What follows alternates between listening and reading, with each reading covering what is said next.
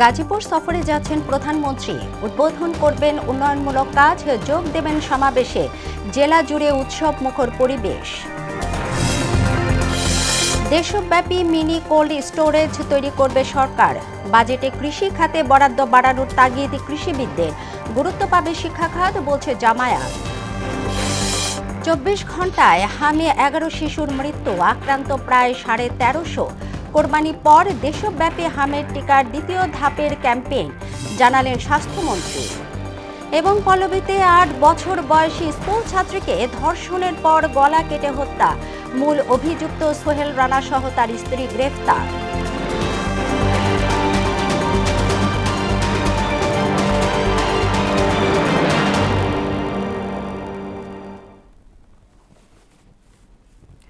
আসসালামু আলাইকুম, মোহনা সংবাদে স্বাগত। শুনছিলেন শিরোনাম, পুরো সংবাদে আপনাদের সাথে আছি তাবশিরা লিজা। স্মৃতি ও উন্নয়নের এক মেল বন্ধনে আজ গাজীপুর সফরে যাচ্ছেন প্রধানমন্ত্রী তারেক রহমান। তার এই সফরকে কেন্দ্র করে পুরো জেলা জুড়ে এখন উৎসব মুখর পরিবেশ। সরকারি ও বেসরকারি পর্যায়ে নেওয়া হয়েছে ব্যাপক প্রস্তুতি। সাধারণ মানুষের মাঝে বিরাজ করছে অভূতপূর্ব উৎসাহ এবং উচ্ছ্বাস। প্রধানমন্ত্রীর এই সফরের মূল আকর্ষণ বাংলাদেশ আনসার ও গ্রাম প্রতিরক্ষা বাহিনীর 46তম জাতীয় সমাবেশ 2026। সকালে শফিপুর আনসার একাডেমিতে আয়োজিত এই রাষ্ট্রীয় কুচকাওয়াজ ও জাতীয় সমাবেশে যোগ দেবেন এবং বাহিনীর সদস্যদের উদ্দেশ্যে দিক নির্দেশনামূলক বক্তব্য রাখবেন বলে জানিয়েছেন সংসদ সদস্য মুজিবুর রহমান। আনসার একাডেমির অনুষ্ঠান শেষে বিকেলে প্রধানমন্ত্রী গাজীপুরের গাছাই এলাকায় এক ঐতিহাসিক উন্নয়নমূলক কাজের সূচনা করবেন। প্রধানমন্ত্রীর এই সফর কেবল উন্নয়নমূলক কর্মকাণ্ডেই সীমাবদ্ধ নয়, এর পেছনে রয়েছে গভীর এক আবেগ ও ইতিহাস।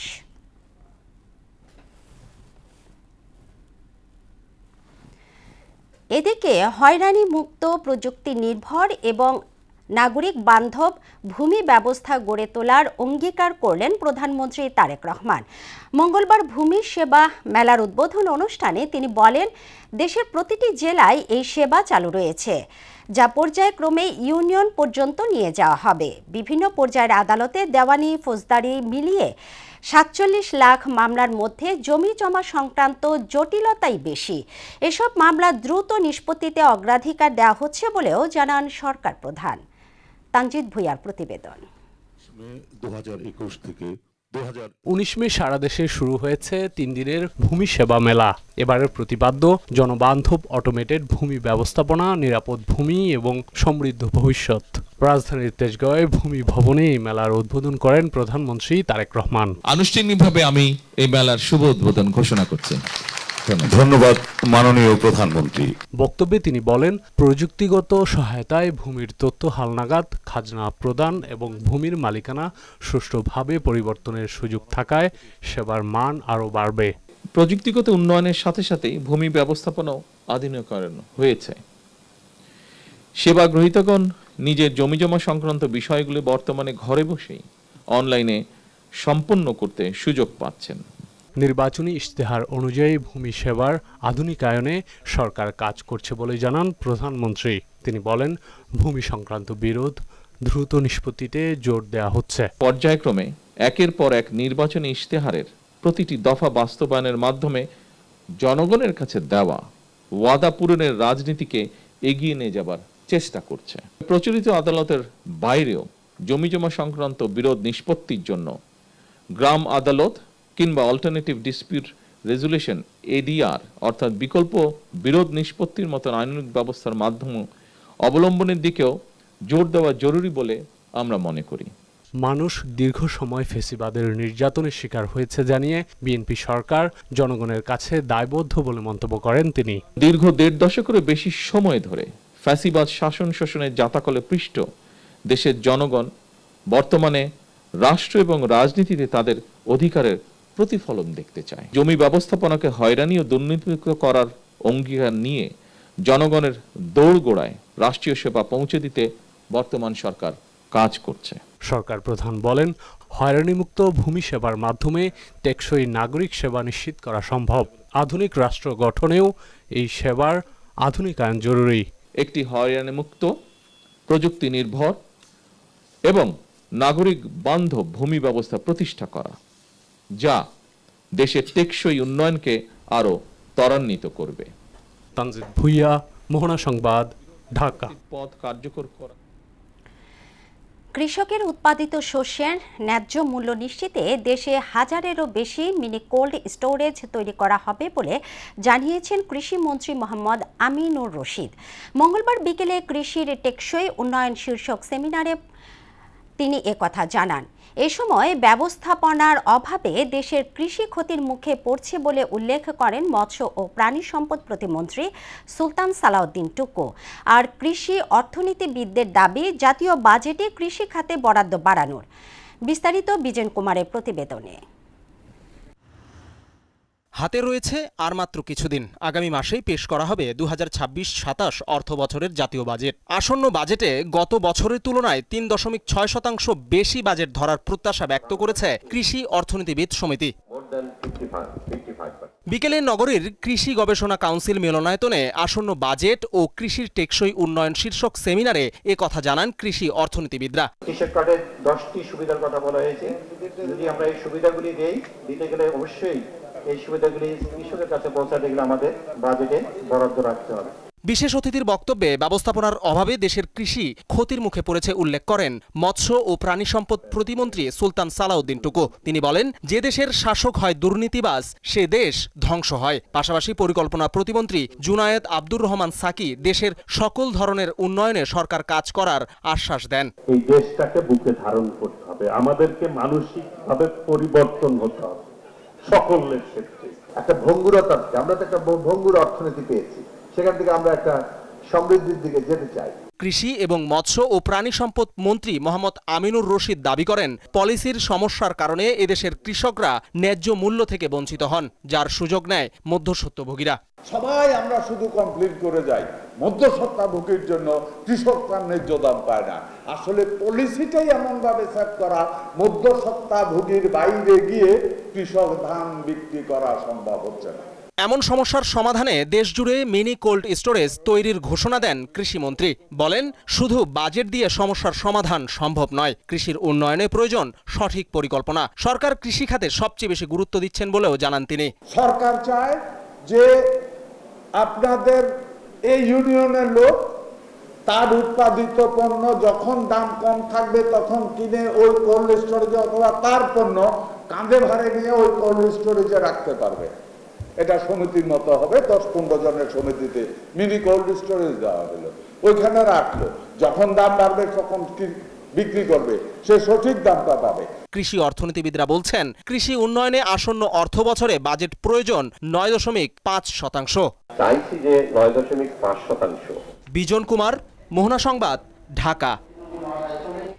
দেশে প্রতি বছর বাজেট আসে, বাজেট যায়, কিন্তু মানুষের ভাগ্য পরিবর্তন হয় না, এমন মন্তব্য করেছেন জামায়াতের নায়েবে আমির মুজিবুর রহমান। তিনি বলেন, বাজেট আসলেই আতঙ্কিত হয়ে পড়ে সাধারণ মানুষ। মঙ্গলবার শিক্ষা খাতে বরাদ্দ ও জাতীয় উন্নয়ন শীর্ষক জামায়াতের প্রাক বাজেট আলোচনায় অংশ নিয়ে এসব কথা বলেন তিনি। আসন্ন বাজেটে শিক্ষা খাতে বরাদ্দ বাড়িয়ে তা বাস্তবায়নের দাবি জানান বক্তারা। বলেন, উন্নত রাষ্ট্র গঠনে সবচেয়ে বড় বিনিয়োগ হওয়া উচিত শিক্ষায়।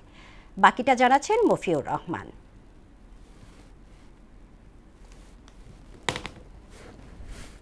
আলোচনার আয়োজন করেছে জামায়াত ইসলামী। এরই ধারাবাহিকতায় মঙ্গলবার জাতীয় প্রেস ক্লাবে শিক্ষা খাতের বরাদ্দ ও জাতীয় উন্নয়ন শীর্ষক আলোচনার আয়োজন করে দলটি। এতে যোগ দেন সংসদ সদস্য, বিভিন্ন শিক্ষা প্রতিষ্ঠানের প্রতিনিধি, শিক্ষক ও শিক্ষাবিদরা। শিক্ষা খাতে যতই টাকা বাড়ানো হোক, সেটা সত্যিকার অর্থে কোনো কার্যকর হবে না। বক্তারা বলেন, শিক্ষা ব্যবস্থাকে যুগোপযোগী করতে কারিগরি ও প্রযুক্তিভিত্তিক শিক্ষার উপর জোর দেওয়া প্রয়োজন। পাশাপাশি শিক্ষা খাতে দুর্নীতি ও বৈষম্য দূর করারও আহ্বান জানান তারা। শিক্ষা ব্যবস্থা স্কিলড ম্যানপাওয়ার তৈরি করতে ব্যর্থ হয়েছে। আমরা দেখি যে দিনের পরে দিন শুধু আমাদের বেকারত্বের সংখ্যা বেড়েই যাচ্ছে। সুনির্দিষ্ট শিক্ষানীতি হওয়া উচিত, যে শিক্ষানীতির মাধ্যমে জীবন এবং কর্মমুখী শিক্ষা থাকবে। যে বাজেটটা দেওয়া হয় সেটা পরিচালন বা অপারেটিং এক্সপেন্ডিচারের জন্য বেসিক্যালি দেওয়া হয়, খরচ হয়। টাকা অ্যাজ অফ টুডে যেটা আছে রাষ্ট্রের, যেটা সে খরচ করছে, এটা সাফিসিয়েন্ট। আপনার স্কুল কমাইতে হবে, কলেজ কমাইতে হবে, বিশ্ববিদ্যালয় কমাইতে হবে, আপনার এই কাঠামো ভাঙতে হবে। জাতীয় উন্নয়ন নিশ্চিত করতে হলে শিক্ষাকে সর্বোচ্চ অগ্রাধিকার দিতে হবে। শুধু অবকাঠামো নয়, গবেষণা, প্রযুক্তি ও দক্ষ মানব সম্পদ তৈরিতেও বিনিয়োগ বাড়াতে হবে। আজকে বাজেট আসা মানেই জনগণ দ্রব্যমূল্য বৃদ্ধির কারণে পেরেশান হয়ে যাচ্ছে।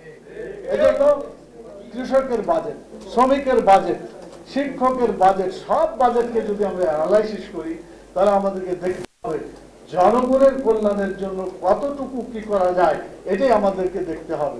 জাতীয় বাজেটে শিক্ষা খাতে জিডিপির উল্লেখযোগ্য অংশ বরাদ্দ নিশ্চিত করা গেলে সামগ্রিক উন্নয়ন আরও ত্বরান্বিত হবে। আলোচনা শেষে শিক্ষাবান্ধব বাজেট প্রণয়নে সরকারের প্রতি আহ্বান জানান অংশগ্রহণকারীরা। মফিউর রহমান, মোহনা সংবাদ, ঢাকা। দেশের গণমাধ্যমের ব্যবস্থাপনায় মিডিয়া কমিশন গঠনের উদ্যোগ নিয়েছে সরকার। মঙ্গলবার সচিবালয়ে নিয়মিত ব্রিফিংয়ে তথ্য ও সম্প্রচার মন্ত্রী জহিরউদ্দিন স্বপন বলেন, জুলাই আগস্টের মধ্যেই যুগোপযোগী গণমাধ্যম নীতিমালা ও কমিশন করা হবে। এজন্য আগামী মাসের মধ্যেই একটি পরামর্শ কমিটি হবে। এ সময় প্রধানমন্ত্রীর তথ্য উপদেষ্টা জাহিদুর রহমান বলেন, রাষ্ট্রীয় বিলুপ্ত নয়, বরং আইন করে নাম পরিবর্তন করা হতে পারে। শামীমুজ্জামান চৌধুরীর রিপোর্ট। দ্বৈমাসিক কাজের একটা অভিজ্ঞতা ৩ মাস পার করল বর্তমান সরকার। সচিবালয়ে এক সংবাদ সম্মেলনে এই সময়কালে সরকারের নানা অর্জন ও সাফল্য তুলে ধরেন তথ্য ও সম্প্রচার মন্ত্রী জহিরউদ্দিন স্বপন। বলেন, নির্বাচনী প্রতিশ্রুতি অনুযায়ী ফ্যামিলি কার্ড, কৃষক কার্ড, খাল খনন সহ শিক্ষা ও সামাজিক নিরাপত্তা খাতে কার্যকরী উদ্যোগ নেওয়া হয়েছে। আগামী জুলাই থেকে সরকারি প্রাথমিক বিদ্যালয়ের শিক্ষার্থীদের মাঝে বিনামূল্যে স্কুল ড্রেস, জুতা ও পাঠের ব্যাগ বিতরণের পাইলট কার্যক্রম শুরু করার ঘোষণা দেওয়া হয়েছে। হামের এই মৃত্যু আমাদেরকে শিখিয়ে দিয়েছে যে দায়িত্বহীনতা আজকে যদি আমি দেখাই তাহলে আগামীকাল বা পরশু তার কি খেসারত জাতিকে দিতে হয়। গণমাধ্যমকে শৃঙ্খলার মধ্যে আনতে কমিশন গঠনের কথা উল্লেখ করে তিনি বলেন, এ বিষয়ে জুনের মধ্যেই পরামর্শ কমিটি করা হবে। আমরা সকলেই একমত যে গণমাধ্যম ব্যবস্থাপনার ক্ষেত্রে একটা অরাজকতা বিরাজ করছে। জুন মাসের মধ্যেই আমরা একটা পরামর্শ কমিটি গঠন করে একটা খসড়া প্রস্তাব সরকারের কাছে গণমাধ্যম কমিশন গঠন করার লক্ষ্যে আমরা হাজির করব। আর অপসাংবাদিকতার বিরুদ্ধে সরকার কি ব্যবস্থা নিচ্ছে এমন প্রশ্নে প্রধানমন্ত্রীর তথ্য উপদেষ্টা জাহিদুর রহমান জানান, আইন অনুযায়ী পদক্ষেপ নেওয়া হবে। শেখ হাসিনার বিচার প্রক্রিয়া নিয়েও কথা বলেন তিনি। শেখ হাসিনার প্রতি আমাদের ইনসাফ থাকবে। শেখ হাসিনা যদি আসে বাংলাদেশে ফেরত, তাকে কোনো এক্সট্রা জুডিশিয়াল কিছু আমরা আসলে করব না। আমাদের কাছে প্রতিজ্ঞা কি, আমরা জুডিশিয়ালি করব। ওনার বিচার হয়েছে, ওনাকে ডিফেন্ড করতে আবার দেওয়া হবে, তাতে তার মৃত্যুদণ্ডাদেশ যদি তিনি মুক্তি পান, টেকনিক্যালি বলছি, সেটা আমরা মানবো। আর যদি না হয় সেটা কার্যকর হবে। র্যাবের বিলুপ্তি চাওয়া বিএনপি এখন কেন এলিট ফোর্সটিকে বহাল রাখতে চায় তারও ব্যাখ্যা দেন তথ্য উপদেষ্টা। র্যাবের সমালোচনা যদি সরিয়ে রাখি, আমরা দেখব র্যাব অত্যন্ত কেপেবল ভাবে নানা ধরনের সন্ত্রাস তারা মোকাবেলা করতে পেরেছে। একটা এলিট ফোর্স থাকবে, সেটা র্যাব নামে হোক বা ভিন্ন নামে, এবং ওয়েল ডিফাইন্ড আইন থাকবে। ফলে আগের যে ঝুঁকিগুলো আছে সেগুলো থাকবে না। আগামী 16 ডিসেম্বর হযরত শাহজালাল আন্তর্জাতিক বিমানবন্দরের 3rd টার্মিনাল উদ্বোধন করা হবে বলে জানানো হয় ব্রিফিংয়ে। হযরত শাহজালাল আন্তর্জাতিক বিমানবন্দরের 3য় টার্মিনাল দ্রুত চালুর উদ্যোগ নেওয়া হয়েছে।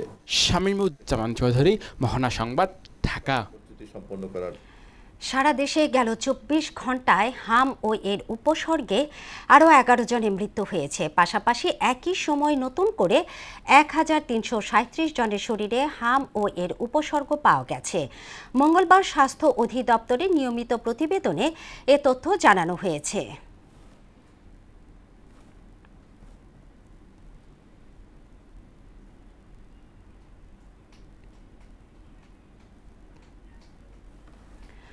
কোরবানি ঈদের পর দেশব্যাপী হামের টিকার দ্বিতীয় ধাপের ক্যাম্পেইন শুরু হবে বলে জানিয়েছেন স্বাস্থ্যমন্ত্রী সরদার মোহাম্মদ সাখাওয়াত হোসেন। মঙ্গলবার বিকেলে রাজধানীতে এক অনুষ্ঠানে এ কথা বলেন তিনি। বলেন, মাসিক চাহিদা অনুযায়ী সিরিঞ্জের কিছুটা সংকট রয়েছে, কয়েকদিনের মধ্যেই এই সমস্যার সমাধান হবে।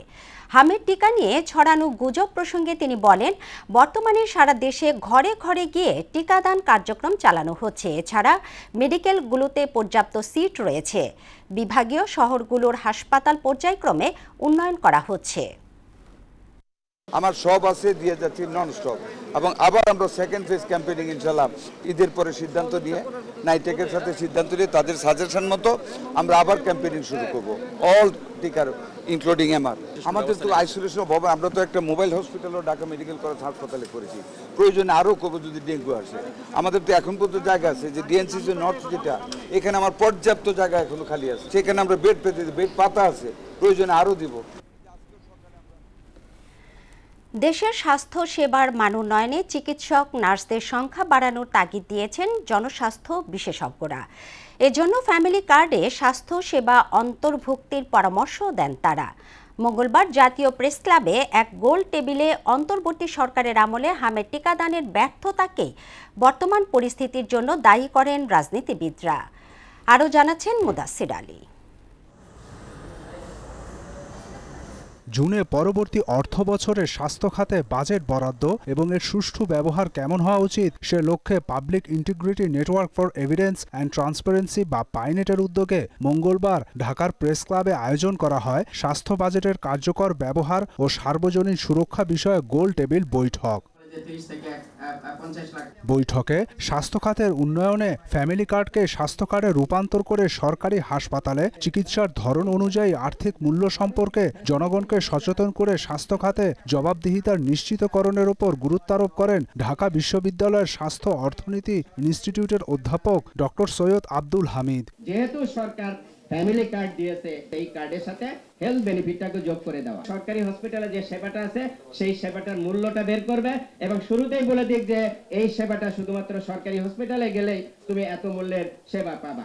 দেশে চিকিৎসকের অভাব রয়েছে বলে বৈঠকে জানালেন সংসদ সদস্য ডাক্তার মোসলেউদ্দিন ফরিদ। বিশ্ব স্বাস্থ্য সংস্থার যেটা এক্সপেক্টেড ডাক্তার, তার শতকরা 10 থেকে 15 ভাগের বেশি এখানে আমাদের নেই। এদিকে হাম প্রসঙ্গ নিয়েও কথা উঠে বৈঠকে। এই পরিস্থিতির জন্য অন্তর্বর্তী সরকারের সময়কার আমলাদের দায়ী করেন এনসিপির কেন্দ্রীয় যুগ্ম আহ্বায়ক সরোয়ার তুষার। আওয়ামী লীগ আমলে কোনো স্ট্রাইক দেখলাম না, এখন কোনো স্ট্রাইক নাই, মাঝখানে শুধু অন্তর্বর্তী সরকারের আমলে স্বাস্থ্য অফিসার যারা স্ট্রাইক করলো এবং বাচ্চাদেরকে টিকা দিল না, টিকা না দিয়ে রিপোর্ট করেছে যে টিকা দিয়েছি।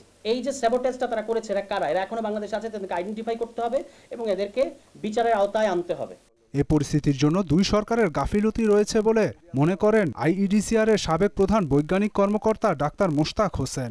অন্তর্বর্তী সরকারের যখন স্বাস্থ্য বিভাগ থেকে বলেছে অর্থ মন্ত্রণালয় জরুরি জিনিস, কিসের জরুরি? সব তো ঠিকই আছে, আপনারা জরুরি বলে বলে দুর্নীতি করতে চান। বর্তমান নির্বাচিত সরকার আসার পরে এই জরুরি পরিস্থিতি ছিল, কিন্তু কাজ হয়নি কেন? যখন বাচ্চারা মারা যাওয়া শুরু করলো তখন জরুরি, তাও তো এখন সরকার বলে না জরুরি পরিস্থিতি, বলে সব ঠিক আছে। হাম পরিস্থিতি উত্তরণ সহ স্বাস্থ্য খাতে উন্নয়নে টিকাদান কর্মসূচি সঠিক সময়ে অব্যাহত রাখা, চিকিৎসক নার্সদের সংখ্যা বাড়ানো এবং গ্রাম মফস্বলে চিকিৎসা সেবায় নিয়োজিতদের জন্য অন্যান্য সুযোগ সুবিধা বৃদ্ধির তাগিদ দেন বক্তারা। গ্রাম পর্যায়ে যেই অবকাঠামোগুলো। মুদাসসির আলী, মোহনা সংবাদ, ঢাকা। ফায়ার সার্ভিস সদস্যদের সুযোগ সুবিধা বাড়াতে সরকার কাজ করছে জানিয়ে স্বরাষ্ট্রমন্ত্রী সালাউদ্দিন আহমদ বলেন, ফায়ার সার্ভিসে 30,000 জনবলে উন্নীত করার বিষয়টি সরকার বিবেচনা করছে। ভূমিকম্পের আশঙ্কা আছে এমন বাস্তবতায় ফায়ার সার্ভিসের সার্বিক উন্নয়ন ও অন্যান্য বাহিনীর সাথে সমন্বয় জরুরি বলেও মন্তব্য করেন তিনি। এমদাদুল হক খানের রিপোর্ট। নারায়ণগঞ্জের পূর্বাঞ্চলে অবস্থিত ফায়ার সার্ভিস ও সিভিল ডিফেন্স ট্রেনিং গ্রাউন্ডে ফায়ার সার্ভিস ও সিভিল ডিফেন্স সপ্তাহ, পাসিং আউট প্যারেড এবং পদক বিতরণ অনুষ্ঠানের আয়োজন করা হয়। এ সময় স্বরাষ্ট্রমন্ত্রীকে গার্ড অব অনার দেন ফায়ার সার্ভিস কর্মীরা। এদিন পাসিং আউট করে বাহিনীতে যুক্ত হয়েছেন 2,500 সদস্য। তাদের মধ্যে বুনিয়াদী 9 জনকে পদক পরিয়ে দেন মন্ত্রী। এছাড়া কৃতিত্বপূর্ণ অবদানের স্বীকৃতি হিসাবে 20 জনকে সম্মাননা দেওয়া হয়। অনুষ্ঠানে স্বরাষ্ট্রমন্ত্রী বলেন, সব দুর্যোগে বিপদে মানুষের পাশে ছুটে যায় ফায়ার সার্ভিস সদস্যরা। তাই তাদের আন্তর্জাতিক মানের প্রশিক্ষণ, জনবল বৃদ্ধি ও সুযোগ সুবিধা বাড়াতে কাজ করছে সরকার। প্রত্যেক সদস্য যে কোনো দুর্যোগ, দুর্ঘটনা ও সংকটময় মুহূর্তে সাধারণ জনগণের জান মাল রক্ষায় নিজেদের জীবনের ঝুঁকি নিয়ে কাজ করে। স্বরাষ্ট্রমন্ত্রী বলেন, ফায়ার সার্ভিসের 30,000 জনবল উন্নীত করার বিষয়টি বিবেচনা করছে সরকার। এই বাহিনীর ফায়ার স্টেশনের সংখ্যা বৃদ্ধি এবং পরিকল্পনা অনুযায়ী সদস্য সংখ্যা 30,000-এর অধিক করার জন্য ফায়ার সার্ভিসের অর্গানোগ্রাম পুনর্গঠনের প্রস্তাবও বিবেচনাধীন রয়েছে। 20টি ফায়ার স্টেশন নির্মাণ প্রকল্প বাস্তবায়নে কাজ করছে জানিয়ে তিনি বলেন, সংস্থাটির জন্য 100টি অ্যাম্বুলেন্স সংগ্রহ করা হচ্ছে। আমরা ফায়ার সার্ভিসের সক্ষমতা ও সামর্থ্য বৃদ্ধিতে জোর দিচ্ছি। ইতিমধ্যে 20টি ফায়ার স্টেশন নির্মাণ ও পুনর্নির্মাণের প্রকল্প বাস্তবায়নের কাজ চলমান রয়েছে। ফায়ার সার্ভিস কর্মীদের আবাসন সংকট নিরসনে মিরপুর ও সদরঘাটে 2টি ভবন নির্মাণ কাজ শেষ পর্যায়ে বলেও জানান স্বরাষ্ট্রমন্ত্রী। এই বাইরের সদস্যদের আবাসনের সমস্যা দূরীকরণে কর্মকর্তা ও কর্মচারীদের জন্য ঢাকার মিরপুর ও সদরঘাটে 2টি বহুতল আবাসিক ভবন নির্মাণের প্রকল্প বাস্তবায়ন পর্যায়ে রয়েছে। এমদাদুল হক খান, মোহনা সংবাদ, ঢাকা। রাজধানীর পল্লবীতে 8 বছর বয়সী শিশু রামিসা আক্তারকে হত্যার ঘটনায় মূল অভিযুক্ত সোহেল রানাকে গ্রেপ্তার করেছে পুলিশ। মঙ্গলবার সন্ধ্যায় নারায়ণগঞ্জের ফতুল্লা থেকে তাকে আটক করা হয়। এর আগে বেলা 11:30টার দিকে মিরপুর 11 নম্বরের সেকশনের বি ব্লকের একটি ফ্ল্যাট থেকে রামিসার খণ্ডিত লাশ উদ্ধার করে পুলিশ। শিশুটিকে হত্যার পর তার মাথা বিচ্ছিন্ন করা হয়। বিচ্ছিন্ন মাথা শৌচাগার থেকে উদ্ধার করা হয়। শিশুটির শরীরের মূল অংশটি পাওয়া যায় খাটের নিচ থেকে। সোহেল রানার স্ত্রীকে স্থানীয়রা আটক করে পুলিশে সোপর্দ করে। টাকা নিয়ে আসছে, ওই দোকান থেকে টাকাটা তুলবে, আমরা এইটা পিন পয়েন্ট করতে পারছি।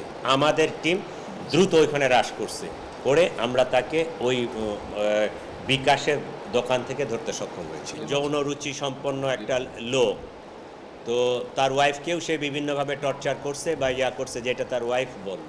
তদন্তে কেমিক্যাল রিপোর্টের পরে এটা আমরা কনফার্ম হতে পারবো যে এই মেয়েটা সাথে তার যৌনকর্ম হয়েছে কি হয়নি। কোরবানির ঈদকে ঘিরে বগুড়ায় জমতে শুরু করেছে পশুর হাট। জেলার হাটগুলোতে গরুর চেয়ে ছাগলের আমদানি বেশি। জেলা প্রাণী সম্পদ অধিদপ্তর জানিয়েছে, চাহিদার চেয়েও প্রায় 3 লাখ গরু উদ্বৃত্ত রয়েছে। এবছর বগুড়ায় 6,000 কোটি টাকার কোরবানির পশু বিক্রয় হবে বলে জানিয়েছেন জেলা প্রাণী সম্পদ অধিদপ্তর।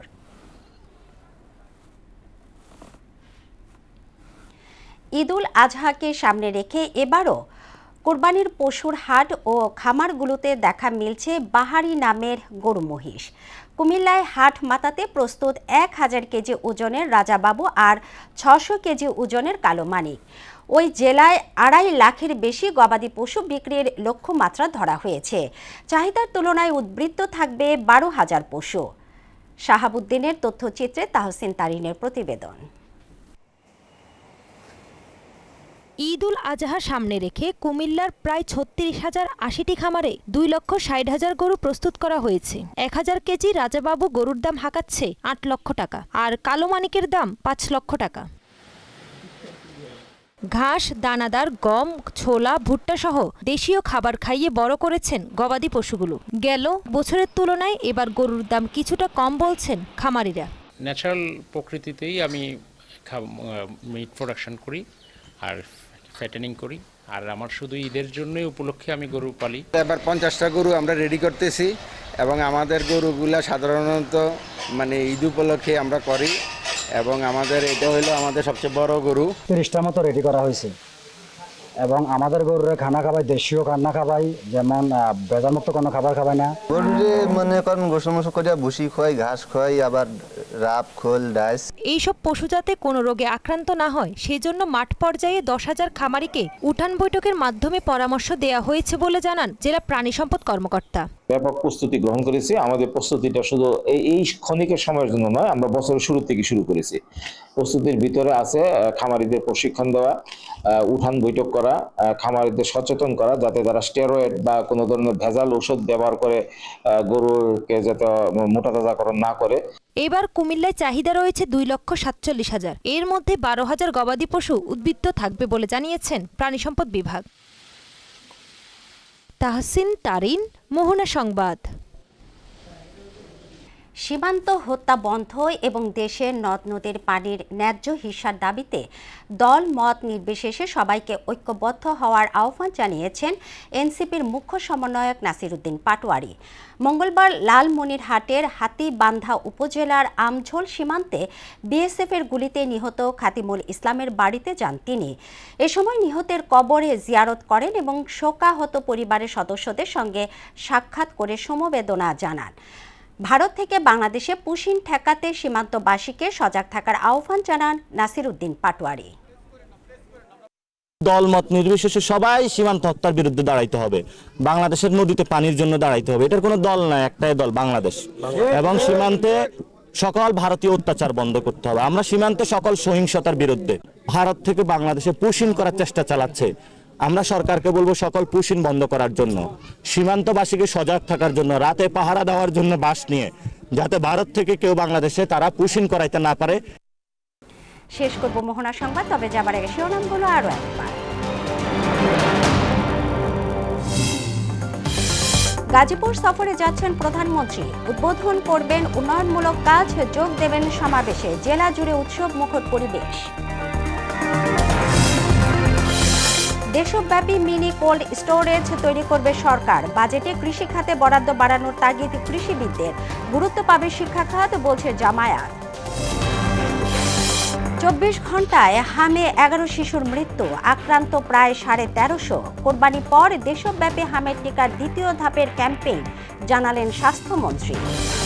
এবং পল্লবীতে 8 বছর বয়সী স্কুল ছাত্রীকে ধর্ষণের পর গলা কেটে হত্যা, মূল অভিযুক্ত সোহেল রানা সহ তার স্ত্রী গ্রেফতার।